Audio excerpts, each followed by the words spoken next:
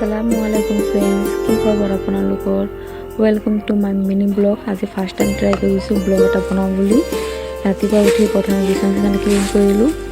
Clean কৰি পাকঘৰত যাই নাস্তা বনাই নাস্তা কৰিলোঁ। চাহ ৰুটি চিয়ানক খুৱাই ল'লোঁ। সেই ল'ৰা ছোৱালী খোৱাব বহুত দিগদাৰ। খুৱাই তাক ফ্ৰেছ কৰাই দিলোঁ। সেইটো দেখুওৱা নহ'ল আৰু দুপৰীয়া অকণ তাল আনিছে, তাল খালোঁ। তাল কোনে খাই ভাল পাব ক'ব দেই, মই কিন্তু বহুত ভাল পাওঁ তাল খাই। আজি দুপৰীয়া আমি বনাইছোঁ চিকেনৰ চাল, শুকান মাছ, দালি আৰু অকণ বিলাহী ভৰ্তা বনালোঁ।